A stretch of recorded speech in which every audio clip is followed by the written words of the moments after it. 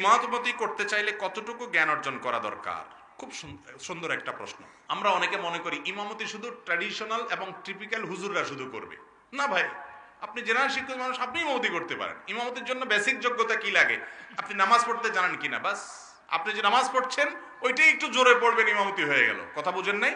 আপনার কেরাতটা বিশুদ্ধ থাকতে হবে, সেটা ইমামতির জন্য থাকতে হবে। একা একা পড়লে সাথে থাকা লাগবে না। তাহলে কেরাতটা বিশুদ্ধ আছে, আপনি নামাজের মূল মেইন মাসআলাগুলো জানেন, না হলে আপনি নিজে নামাজ পড়েন কিভাবে? আলহামদুলিল্লাহ, এইটুকু যোগ্যতা দিয়ে আপনি কি করতে পারবেন? ইমামতি করতে পারবেন।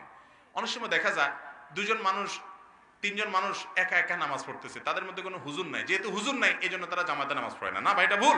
এই তিনজনের মধ্যে তুলনামূলকভাবে যিনি একটু ভালো পারেন কেরাত সূরা, উনি ইমামতি করবেন। তারপরও কি করতে হবে? জামাতে নামাজ পড়তে হবে। সাধারণ মানুষও ইমামত করতে পারে। তবে হ্যাঁ, মসজিদের স্থায়ী ইমাম হওয়ার জন্য অবশ্যই একজন হাফেজ আলেম হইতে হবে, যিনি মাসলা মাসাইল অনেক বেশি জানেন।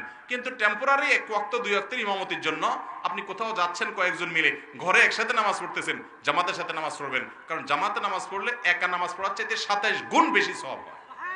অতএব জামাতে নামাজ পড়বো তো ইনশাআল্লাহ।